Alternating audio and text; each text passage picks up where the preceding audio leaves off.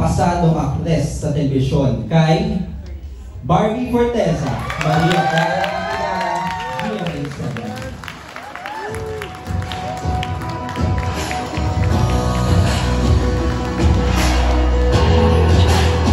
Sa telebisyon, dapat din nating makilala ang pinakapasadong aktres sa telebisyon. Marami na nag-aamang ganun na, ayaw namin patagalan pa.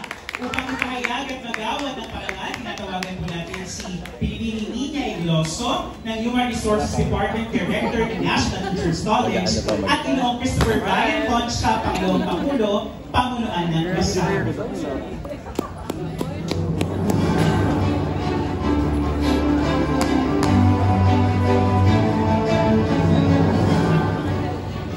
Sinusubaybayan ang isang palabas sa telebisyon dahil sa raguyo at husay ng isang aktres. Nararapat din na magtanglay ng kapangyarihan ng aktres upang makapagbahagi sa patuloy na pagganap ng mga episodyo. Binibigyang halagaan ng pasado ang mga personalidad na naging simbolo ng kagandahang asal at kagalingan sa pagganap sa pamamagitan ng karakter na kanilang ginagampanan. Isa ito sa pinakamahalagang aspekto ng pagtuturo kung saan ang mga kabataan ay natututo ng kagandahang asal at pagpapahalaga sa sariling larangan upang maging mabuting mamamayan ng ating bayan. Ngayong gabi, igagawad ng pamunuan ng pasado ang pinakapasadong aktres sa telebisyon kay Barbie Forteza, Maria Clara Gillian Sagan.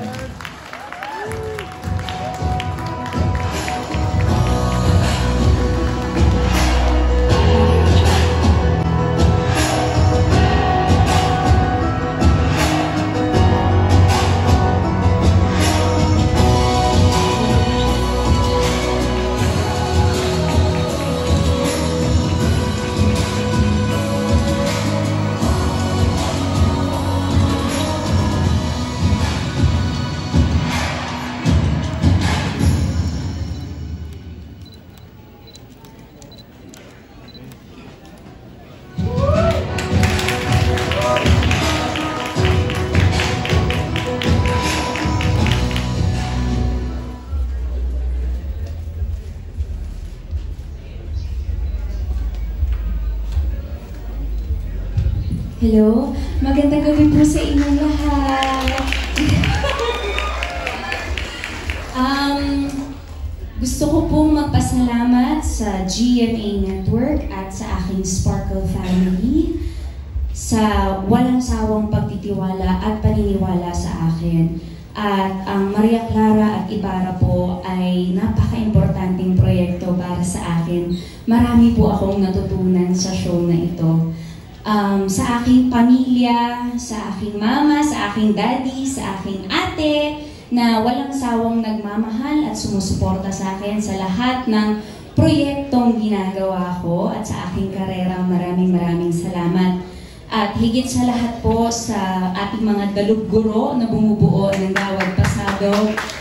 Happy Silver Anniversary po at maraming salamat dahil ngayon, isa po kayo sa patuloy na tumutupad ng aking pangarap kung bakit ako naging isang aktres. Ayon ay para sa mga pagkilalang ganito. Kaya maraming salamat po. Magandang gabi po.